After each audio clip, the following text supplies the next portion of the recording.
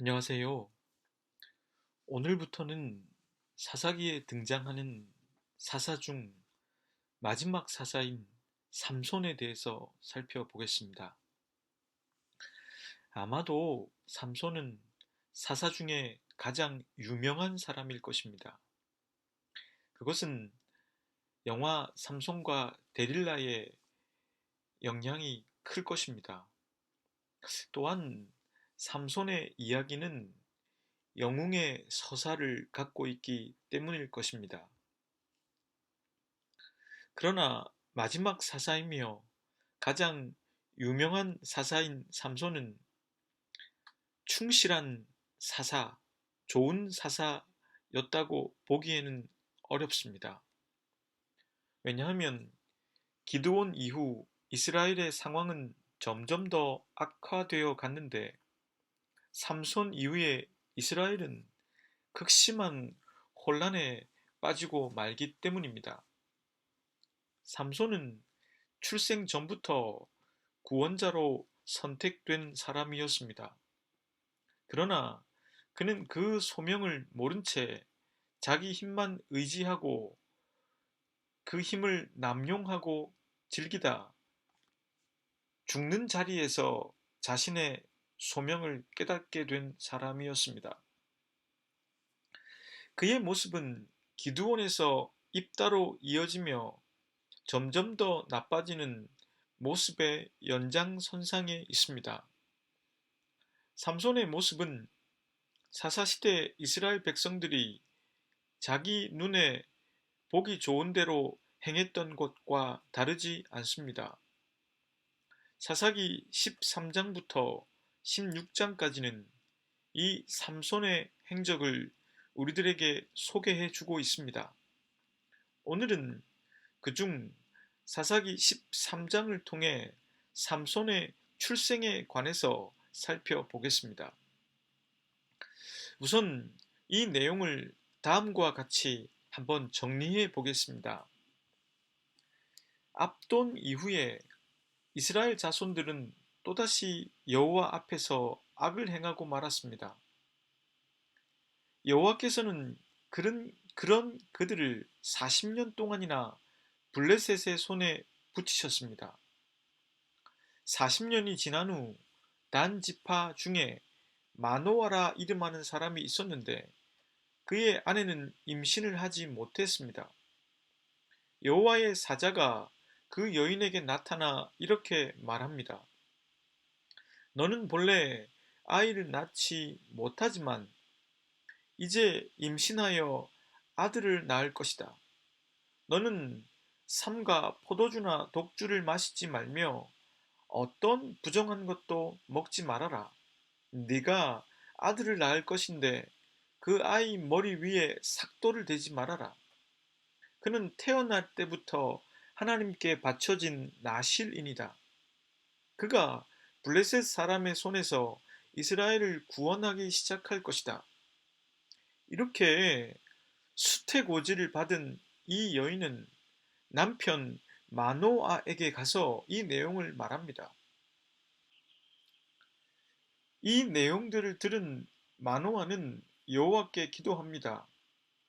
자신의 아내에게 보내줬던 하나님의 사람을 다시 한번 보내셔서 자신들이 낳을 아기에게 어떻게 해야 할지를 가르쳐 달라고 구합니다. 하나님은 그의 기도를 들으셔서 다시 한번 당신의 사자를 보내주십니다. 마노아는 여호와의 사자에게 그가 말한 대로 되기를 원한다고 밝힌 뒤에 그 아이를 어떻게 기르며 어떻게 행해야 할지를 묻습니다. 여호와의 사자는 마노아에게 마노아의 아내에게 했던 것을 잘 지키라고 말합니다.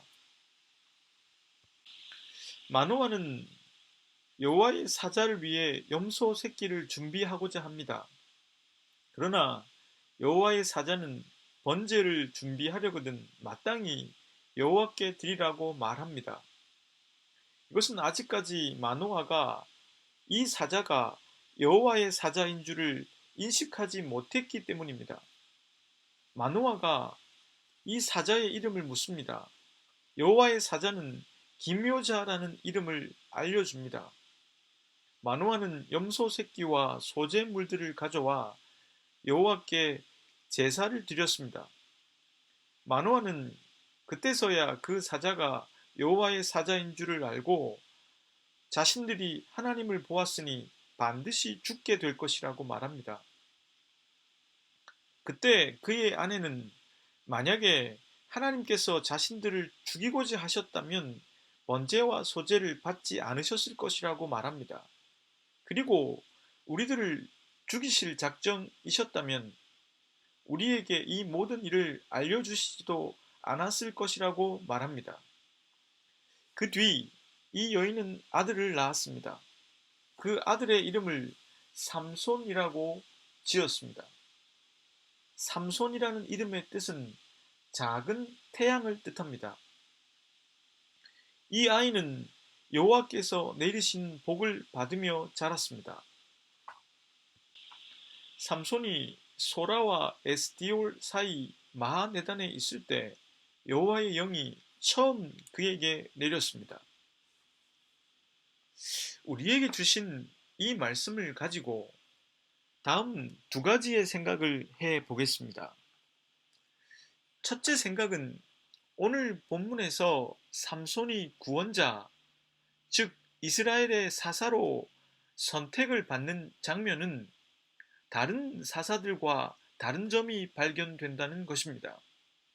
지금까지 사사기는 일관된 패턴을 반복했습니다. 이스라엘이 평화의 시기를 거치면서 하나님의 목전에서 악을 행했습니다. 그러면 여지없이 하나님께서는 주변의 나라들에게 이스라엘을 넘기셨습니다. 그러면 이스라엘은 고통 속에서 하나님께 부르짖었습니다. 하나님은 그들의 신음소리를 들으시고 건져낼 사사를 세우셨습니다. 그런데 여호와의 목전에서 악을 행했기에 40년간 블레셋의 지배를 받은 이스라엘이 하나님께 간구했다는 기록이 여기에는 없습니다. 왜 그런 기록이 없을까요? 후에 나오는 문맥을 보건대 이스라엘은 블레셋이 자신들을 통치하는 것을 인정했던 것 같습니다. 사사기 15장에 가면 이스라엘은 그들의 구원자였던 삼손을 결박하여 블레셋 사람들의 손에 넘기기까지 합니다. 또한 같은 장에서 이스라엘은 이렇게 말하기도 합니다. 블레셋 사람이 우리를 다스리는 줄을 알지 못하느냐? 이스라엘은 자신들을 통치하는 분이 바로 하나님이심을 인식하지 못하고 있었던 것입니다. 이스라엘은 하나님께 불성실했습니다. 하나님께 불성실한 이스라엘, 누가 자신들을 다스리고 있는지 망각해버린 이스라엘, 그랬기에 그들은 하나님께 구원자를 달라고 기도하지 않았습니다. 자신의 백성에게 성실하신 하나님께서는 그런 이스라엘을 구원하기 위한 계획을 준비해 나가셨습니다. 그런데 다른 사사들의 경우와 다른 것이 있는데 그것은 하나님께서 직접 구원자를 세우셨다는 기록이 없다는 것입니다. 다만 하나님께서는 당신의 사자를 통해서 마노아의 부인에게 간접적으로 그녀가 낳을 아들에 관한 소명을 말씀하셨다는 것입니다. 그리고 삼손의 아버지 마노아는 아내가 받은 소명의 내용을 듣고도 그 내용을 자신도 듣기 위해 하나님께 기도했습니다. 그 기도가 응답되어 마노아도 그 소명이 무엇인지 듣게 되었고, 그리고 자신들에게 올 그 아이를 어떻게 양육해야 하는지도 알게 되었습니다. 이것은 사사로서의 소명을 받는 장면 중에서 사사기에 처음 등장하는 형태입니다. 직접적인 방식이 아니고 삼손의 부모가 임신하기도 전에 하나님께서 간접적으로 삼손의 부모에게 주신 소명이었습니다. 삼손의 일대기를 읽어 나가다 보면 발견하게 되는 것인데 삼손은 이러한 소명을 제대로 인식하지 못했습니다. 그는 블레셋 여인들의 유혹에 빠져 있었고 블레셋 사람들을 죽인 것도 개인적인 복수를 위한 것이었고 이스라엘을 구원하는 일에는 거의 관심을 보이지 않습니다. 그가 자신의 소명을 제대로 깨닫게 된 것은 그가 죽는 자리에서였습니다. 그런 삼손에 비해 그의 어머니는 신실했던 사람으로 그려집니다. 그의 어머니가 어떤 사람이었는지는 본문 23절에 드러납니다. 본문 23절의 말씀입니다. 그의 아내가 그에게 이르되 여호와께서 우리를 죽이려 하셨더라면 우리 손에서 번제와 소제를 받지 아니하셨을 것이요 이 모든 일을 보이지 아니하셨을 것이며 이제 이런 말씀도 우리에게 이르지 아니하셨으리라 하였더라. 이 말씀은 마노아가 하나님께 제사를 드린 후 자신에게 소명을 준 사자를 보내신 것이 여호와임을 알게 되어 하나님을 대면했으니 이제는 꼼짝없이 죽게 될 것이라고 말했을 때 그의 아내가 한 말입니다. 이름조차 기록되지 않은 삼손의 어머니는 하나님의 말씀에 대해서 진지하게 믿고 반응하고 있습니다. 그녀는 믿음을 근거로 판단하고 있습니다. 하나님께서 자신들을 죽이려고 하셨다면 임신도 할 수 없는 자신들에게 아들을 주신다는 약속을 하지는 않았을 것이다. 그리고 그 아들을 구체적으로 어떻게 키워내야 하는지 그것도 말씀하지 않으셨을 것이다. 또한 우리를 죽이려고 하셨다면 우리의 예배를 받지도 아니하셨을 것이다. 하나님에 대한 신실한 이 여인의 태도 앞에서 우리들은 당시의 시대를 생각해 보게 됩니다. 이스라엘 사람들은 하나님이 자신들을 다스리는 것이 아니라 블레셋이 다스린다고 인정하던 시대였습니다. 그런 시대 속에서 삼손의 어머니는 진정한 믿음의 사람이 있다는 것을 드러내 보여주고 있습니다. 그녀는 어려운 시대 속에서도 하나님께서 신실하게 이스라엘을 위해서 일하고 계시다는 것을 믿는 사람이었습니다. 그리고 임신을 하지 못한 자신의 뱃속에 하나님께서 소명을 주신 사사가 잉태될 것이라고 믿고 있었습니다. 신학자들은 진정한 믿음의 모습은 삼손이 아니라 이름조차 거론되지 않는 삼손의 어머니에게서 찾을 수 있다고 지적합니다. 이것은 만호화가 아니라 무명의 이 여인에게 사사기의 저자가 더욱 관심을 쏟는 것에서도 드러납니다. 여호와의 사사가 소명을 준 것은 마노아가 아니라 바로 그 여인입니다. 그리고 마노아가 기도했을 때 여호와의 사자가 온 것은 마노아가 아니라 바로 이 여인이었습니다. 이 여인은 자신의 남편에게 가서 사자가 왔다고 알렸습니다. 또한 마노아가 이 아이를 어떻게 길러야 하는지 물었을 때 여호와의 사자는 이렇게 답합니다. 내가 여인에게 말한 것을 삼가 지키게 하라.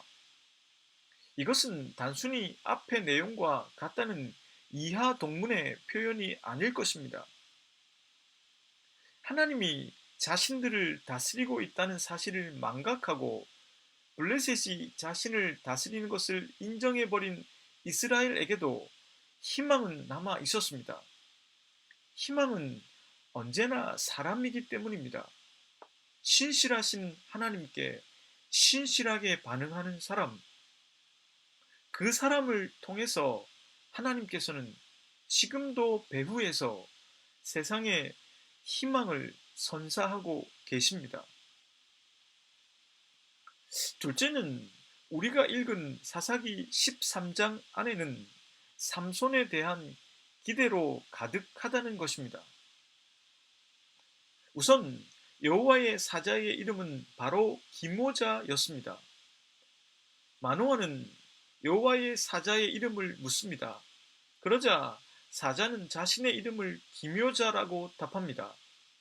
기묘자라는 말에 해당하는 히브리어 펠리라고 하는 단어의 뜻은 특별한, 놀라운 이라는 뜻을 갖습니다. 그러니 기묘자라는 말은 특별한 자, 놀라운 자라는 뜻입니다. 문맥의 흐름에서 이 의미를 살펴보자면 여호와의 사자는 마노아에게 이런 말을 하고 있습니다. 지금 너는 내가 누구인지도 알아채지 못하는데 또 내 이름을 묻는구나. 나는 네가 전혀 이해할 수 없는 특별한 자이다.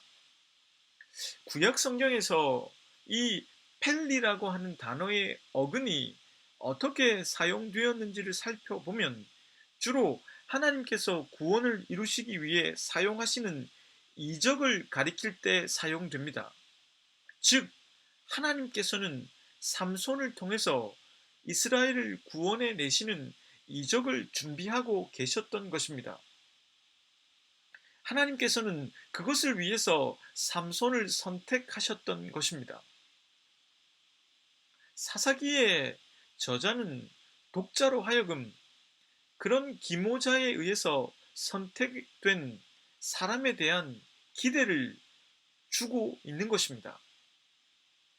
다음으로 여호와의 사자는 삼손이 태에서 나올 때부터 하나님께 바쳐진 나실인이 되었다고 했습니다. 나실인이 의미하는 것은 구별된 사람, 성별된 사람을 뜻합니다. 당시 사사시대의 문제는 우상숭배와 불순종이었습니다. 이것은 주변 가나안인들의 영향을 받았기 때문입니다. 그러니 당시에 이스라엘을 구원할 지도자가 될 사람은 무엇보다 하나님을 향하여 구별된 사람이어야만 했습니다. 기드온에서 입다에 이르기까지 점점 더 이스라엘의 상황이 악화되고 있는 즈음 사사기의 저자는 이 점을 더욱 강조하고 있는 것입니다. 혼탁한 탕류 속에서 샘솟아 오르는 맑은 물이 필요로 한 상황 속에서 사사기의 저자는 나실인에 대한 기대를 갖게 해주고 있습니다. 끝으로 13장의 마지막 절인 25절 말씀은 이렇게 적고 있습니다. 소라와 에스디올 사이 마하네단에서 여호와의 영이 그를 움직이기 시작하셨더라. 삼손이 태어나자 부모의 집에 살고 있던 삼손에게 여호와의 영이 옵니다. 그 영은 그를 움직이기 시작합니다. 그를 움직이기 시작했다는 말은 하나님에 의해서 이스라엘을 구원하는 그 일이 시작되었다는 뜻입니다. 본문 5절은 삼손에 대한 예언을 이렇게 적고 있습니다. 삼손의 어머니에게 여호와의 사자가 전하여 준 말입니다. 보라, 네가 임신하여 아들을 낳으리니 그의 머리 위에 삭도를 대지 말라. 이 아이는 태어나 나옴으로부터 하나님께 바쳐진 나실인이 됨이라. 그가 블레셋 사람의 손에서 이스라엘을 구원하기 시작하리라 하시니, 그가 블레셋 사람의 손에서 이스라엘을 구원하기 시작하리라 에서 사용된 단어와 앞서 살펴본 25절에서 사용된 시작하셨더라의 단어가 같습니다. 하나님께서는 삼손을 통해서 이스라엘을 구원해내기 위한 여정을 시작하셨다는 것입니다. 이러한 암시들로 인해서 우리들은 지금까지 구약 성경에서 하나님께서 역사하셨던 방법을 떠올리게 됩니다.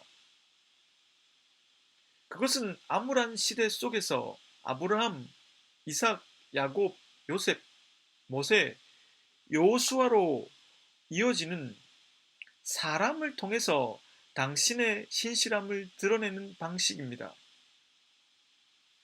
삼손도 이러한 인물들과 같은 방식으로 믿음의 사람으로서 압제에 시달리는 이스라엘을 어떻게 구원해낼까 하는 기대를 갖게 해줍니다. 또한 사사기를 읽는 독자는 알고 있습니다. 기드온에서 입다에 이르기까지 점점 더 악화되는 상황 속에서 새로운 믿음의 일에 대한 기대가 더해지는 그때에 하나님께서 바로 삼손을 선택했다는 사실을 말입니다. 그러나 안타깝게도 삼손은 그런 기대를 저버리고 말았습니다. 하나님께서는 그를 선택하셔서 구원의 일을 시작하셨는데 그는 그 일에 걸림돌이 되고 말았습니다. 하나님께서는 그에게 엄청난 재능을 주셨는데 그는 그것을 다른 곳에 사용했습니다.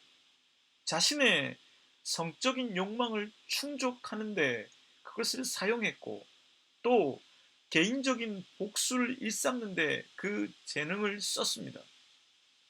그는 나실인임에도 불구하고 포도주와 독주를 피하지 않았고 머리에 싹돌을 대지 말라는 규정도 준수하지 못했습니다. 우리들은 이 지점에서 깨닫게 되는 바가 있습니다. 하나님께서는 어려운 때에도, 다시 말하면 희망을 논하기 어려운 때에도 늘 당신의 사람들을 선택하셔서 희망을 만드는 일을 하고 계십니다. 그런데 하나님은 그렇게 사람을 선택하셔서 구원의 일을 시작하시지만 구원을 이루어가기 위해서는 인간의 후속적인 행동이 꼭 필요로 하다는 것입니다. 하나님의 구원은 인간의 바른 응답이 있을 때 현실이 됩니다. 삼손은 하나님께서 주신 큰 재능과 권능이 있었음에도 그것으로 압제당하는 이스라엘을 건져내는 일을 하지 않았습니다. 이스라엘을 구원해 내겠다는 하나님의 목적은 여전히 남아있게 되었습니다. 나중에 또 한 명의 나실인이었던 사무엘에 이르러 하나님의 목적은 현실이 되어가기 시작합니다. 우리를 속박하는 모든 압제로부터 우리를 구원하시고자 하는 하나님의 구원은 지금 이 시간에도 쉼없이 이루어지고 있습니다. 하나님께서는 당신을 구원해 내시는 그 일을 시작하셨습니다. 문제는 당신이 그 구원을 가로막는 주체가 될 수 있다는 것입니다. 하나님께서 계시지 않거나 그분이 당신을 구원해낼 능력이 없거나 주님께서 당신에 대해서만큼은 신실하지 않기 때문이 아니라 바로 당신이 구원의 하나님을 삶의 중심에 두지 않고 하나님의 요구가 아니라 자기 요구에 충실하기 때문에 구원이 멀게 보일 수가 있습니다. 부디 우리가 하나님의 목적이 내게 이루어질 수 있도록 하나님의 요구에 반응할 수 있기를 바랍니다. 함께 기도하겠습니다. 하나님, 어떤 혼탁한 시대 속에서도 당신께서는 구원의 일을 시작하십니다. 하나님께서는 쉼 없이 신실하게 그 일을 행하시는 분이십니다. 저희들도 신실하게 그 부름에 응답할 수 있게 도와주십시오. 사랑하는 형제 자매들의 영혼을 주님께 의탁해 봅니다. 예수 그리스도의 이름으로 기도드립니다. 아멘.